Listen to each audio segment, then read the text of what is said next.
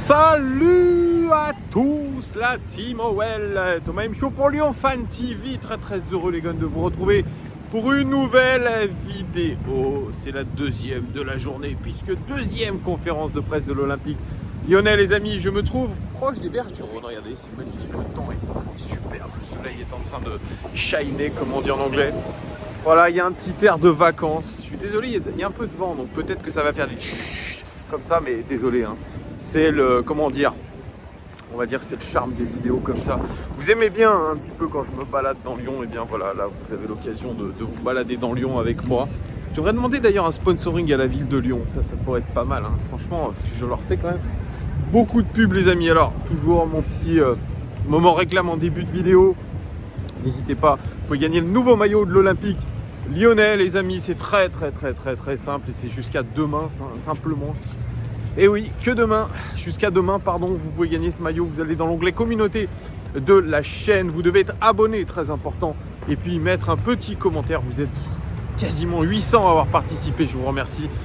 Demain, tirage au sort, les amis. Alors, deuxième conférence de presse de la journée après la présentation de Coco Tolisso. Eh bien, nous avions à 14h30 rendez-vous avec Jean-Michel Aulas, avec Vincent Ponceau et Bruno Chéroux, accompagné d'un joueur qui prolonge son aventure à l'Olympique Lyonnais. C'était dans les tuyaux depuis un moment. C'est Tété le Brésilien, Tété qui est chez nous depuis un peu plus de 3 mois en provenance du Shakhtar Donetsk. Et l'Olympique Lyonnais profite un petit peu des mesures FIFA, notamment dues à la guerre en Ukraine, pour pouvoir prolonger d'un an le prêt de Kenny Tété. Vous vous rendez compte, c'est un petit peu la fatigue de la fin de journée. Non, de Tête, du Brésilien Tête, qui a fait 11 matchs avec nous, il me semble, et qui a été décisif à plusieurs reprises. Ça, on peut le dire aussi. Donc ça, c'est plutôt une très bonne nouvelle, parce que Tête était convoité par un certain nombre de clubs, notamment des clubs anglais. On a parlé de West Ham, notamment, qui était très fortement intéressé, les amis, par Tête. Et lui, comme il a expliqué dans cette conférence de presse, il est très heureux de prolonger l'aventure avec l'Olympique Lyonnais. Il y a une sorte d'accord moral avec le club pour ensuite essayer de prolonger son aventure au-delà de 2023. C'est ce qui a été dit aussi. Ce qui a été dit aussi de Jean-Michel Aulas, c'est que c'est extrêmement difficile de négocier avec le Shakhtar Donetsk. Mais on a réussi quand même, parce que je trouve que c'est une bonne nouvelle. Voilà.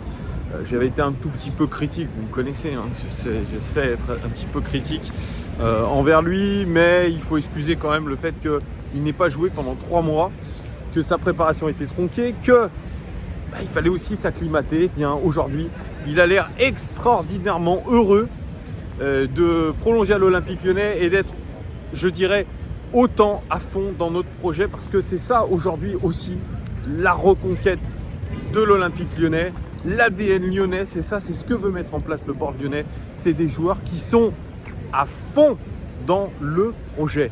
Et ça aujourd'hui c'est la condition sine qua non les amis pour pouvoir, je vais me faire renverser par un vélo, ça aussi, il y a une partie vélo, une partie cycliste et une partie piétonne. J'ai essayé de pas me faire renverser, ça serait un petit peu bête quand même. Voilà, donc Tête, c'est quand même, voilà, il fait partie de ce que veut l'Olympique Lyonnais, à savoir des joueurs qui sont concernés.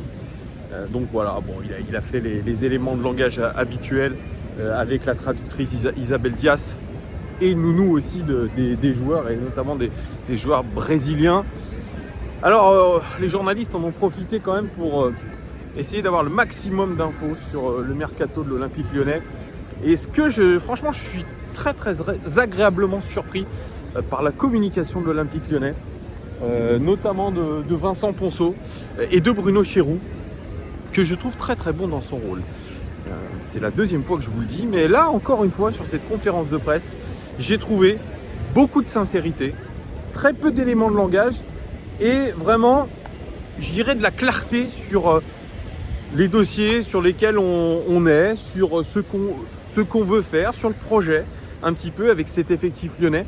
Donc moi, ça me plaît tout ça, Et je pense que, vous allez me le dire en commentaire, je pense que c'est la même chose pour vous, ça vous plaît d'avoir de l'honnêteté, pas de langue de bois, et vraiment, on est clair aujourd'hui.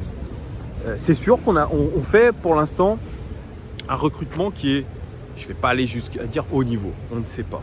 C'est un recrutement intéressant, intelligent. Certains diront que c'est un recrutement facile. On a choisi une solution de facilité en faisant revenir les anciens. On n'a pas de visibilité, on ne sait pas si ça va marcher. C'est à chaque fois, ce sont des paris. Je vais dire, moi je suis un petit peu d'accord avec un commentaire que j'ai vu passer. Le mois d'août va être extrêmement décisif. En tout cas, Peter Bosz a la pression.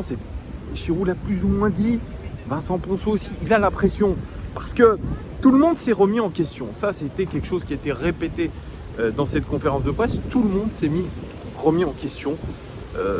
Ça va du board, ça va jusqu'à l'entraîneur, Peter Bosz. Mais il n'y a pas eu cette remise en question avec les joueurs. Les joueurs, eux aussi, auront une part importante. Ils devront montrer cette saison, pour ceux qui restent, eh bien, qu'ils ont une toute autre envie, qu'ils ont une toute autre motivation dans une saison où il n'y aura pas de Coupe d'Europe. Donc il faudra aller récupérer quand même une place en Coupe d'Europe. Et pourquoi pas récupérer la Coupe de France. Ça pourrait faire du bien aussi. Un trophée à l'Olympique Lyonnais, ce n'est pas été le cas depuis des années. Donc, je n'ai pas envie de dire l'année ou jamais, les amis. C'est pas l'année ou jamais. Non, pas là-dedans. Mais en tout cas, essayer de se rapprocher au maximum des objectifs du club. Et oui, effectivement, Vincent Ponceau l'a dit, il a répété.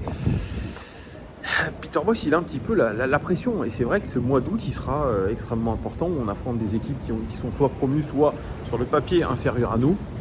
Corentin Tolisso a notamment insisté sur le fait qu'il fallait aujourd'hui absolument avoir la même mentalité, la même détermination dans les petits matchs, entre guillemets, dans les gros matchs. Ça, c'est quelque chose qui est aujourd'hui à l'Olympique Lyonnais toujours la même chose. Là, il va falloir progresser là-dessus. C'est une évidence. Donc Peter Bosz, il a cette pression. On lui a donné aujourd'hui les moyens de ses ambitions parce que le recrutement est ce qu'il voulait. En tout cas, ça a été bien négocié avec lui, ça a été fait selon ses desiderata, donc il aura un groupe complet au 4 juillet. Alors bien sûr, il y a le souci de dégraisser, parce que Bruno Giroud l'a dit aussi, on a un groupe beaucoup trop élargi pour seulement 2 compétitions, ce n'est pas possible, on l'a dit. Il va falloir se débarrasser de certains joueurs, mais il a dit quelque chose qui est, je dirais, un petit peu dans l'éthique de l'Olympique Lyonnais, à savoir, il n'y aura pas de loft à l'Olympique Lyonnais, il n'y aura pas de joueurs écartés, ça il l'a répété. Pas de joueurs écartés à l'Olympique Lyonnais. On ne va pas vouloir dégager entre guillemets les joueurs, comme beaucoup de supporters, notamment sur cette chaîne, veulent dégager tout simplement les indésirables. Eh bien non, ça ne sera pas le cas. Bien sûr, tout le monde ne pourra pas jouer, mais il y aura une sorte de concurrence avec ceux qui resteront. Alors, bien sûr, il va y avoir des choses à manager, c'est sûr, avec ceux qui sont notamment en fin de contrat à l'Olympique Lyonnais, mais ils ne seront pas poussés vers la sortie. Alors que j'ai vu, moi, du côté de l'Olympique de Marseille, que ceux qui sont en fin de contrat la saison prochaine, eh bien, ils ne resteront pas de manière intentionnelle. Voilà, on a mis en tout cas les choses au clair du côté de l'Olympique de Marseille, qui d'ailleurs au passage a été taclé par Bruno Giroud. En parlant du départ de Sampaoli, ça a été une petite pique en direction de l'Olympique de Marseille. Qu'en gros, beaucoup de clubs envient l'Olympique Lyonnais sur ce mercato, et c'est pour ça peut-être que les entraîneurs s'en vont. Il y a un petit peu de funk là, c'est pas mal ça.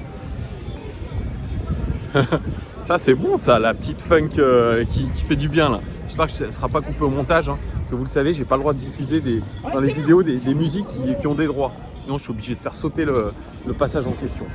Bref, donc voilà, donc c'est clair à l'Olympique Lyonnais, bien sûr, on a trop de joueurs. Il va falloir probablement dégraisser. Le marché ne s'est pas encore mis en route, mais on ne va pas, je dirais, écarter les joueurs, les mettre dans un loft, etc. Ils seront tous soumis à une certaine concurrence, à divers degrés. Mais aujourd'hui, on le sait les gones, il a été dit quasiment directement par Bruno Giroud, notamment en défense centrale où c'est un embouteillage impressionnant. Eh bien, il y aura des décisions à prendre, et notamment pour Jérôme Boateng. Jérôme Boateng, il ne veut pas de ce statut de remplaçant, il veut être important, se sentir important dans un club, et c'est sûr que partir remplaçant, eh bien, ça ne lui conviendra pas. Donc il va avoir une discussion demain à la reprise de l'entraînement avec avec le board lyonnais pour savoir ce qu'il veut faire. Pour l'instant, ils ne savent pas. Mais ce qui est clair, c'est que dans l'idée de Peter Bosz, il ne part pas titulaire. La défense centrale devrait être Lukeba et Thiago Mendes. Avec, vous avez du Diomandé, vous avez du Da Silva, vous avez du Oscar aussi. Donc il va falloir peut-être enlever 2 joueurs. Jérôme Boateng et peut-être Damien Da Silva. Voilà. C'est pareil pour le poste de latéral droit. Il nous a été confié, vraiment. Bruno Chéroux l'a dit, voilà. Le titulaire, c'est Malo Gusto. Et le remplaçant, si jamais il le veut, mais c'est la même chose un petit peu que Jérôme Boateng, Léo Dubois, il n'est pas sûr d'accepter un rôle de doublure. Lui qui est international français, lui qui a un certain âge maintenant, même s'il n'est pas plus vieux que ça, il peut décider de partir pour avoir du temps de jeu, ce qui serait tout à fait normal. Mais comme l'a répété Bruno Chéroux, on a 3 joueurs pour un poste.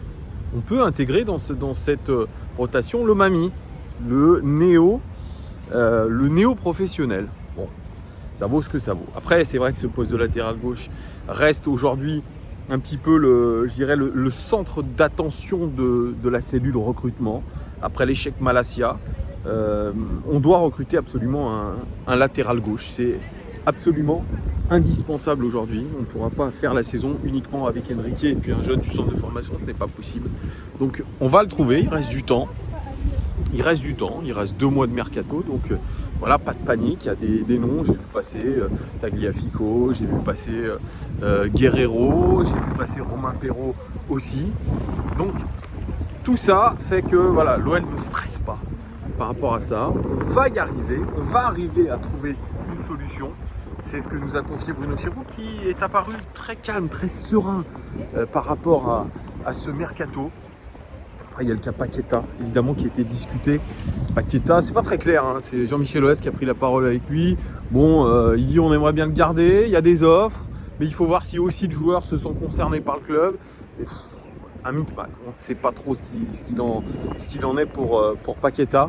Voilà pour un petit peu les dossiers chauds évoqués dans ce mercato. Évidemment, on a parlé ce matin de la prolongation de Ryan Cherki, d'ailleurs, qui a été croisé par Giuliano. Il a été croisé par Giuliano, en train de courir avec sûrement un préparateur physique, cours d'Arbouville, juste en face là-bas. Si vous avez vu la photo sur Twitter que j'ai postée, le mec court quand même avec des chaussons pas lacés. Voilà. Il sort quand même d'une grave blessure au métatarse. C'est un petit peu risqué, mais bon, c'est pas grave, ça, c'est pas la petite anecdote.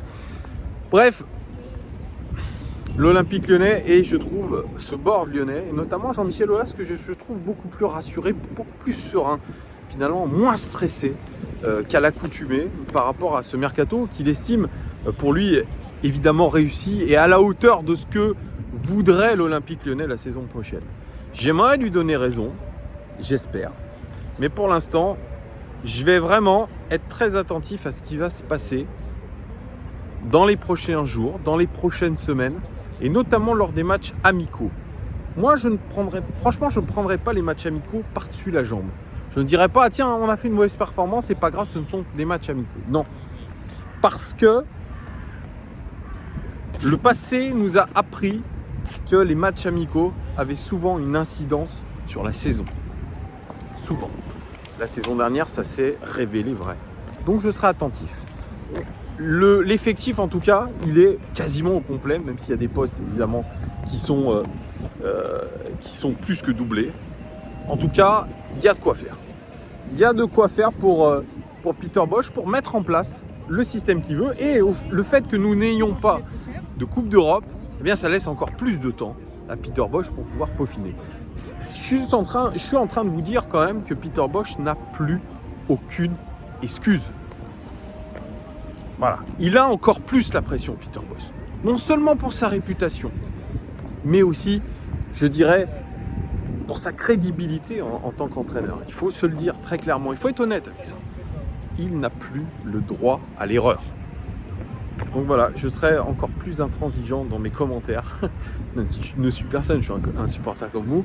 Mais voilà, dites-moi en commentaire les amis ce que vous avez pensé de cette conférence de presse de présentation de TT, puis le point mercato établi par Vincent Ponceau et Bruno Chéroux. J'attends tout ça dans les commentaires. N'hésitez pas à poser un like, c'est très très important de mettre un petit like sur cette vidéo pour le référencement, tout ça. Et évidemment, demain j'essaierai de me rendre à l'entraînement.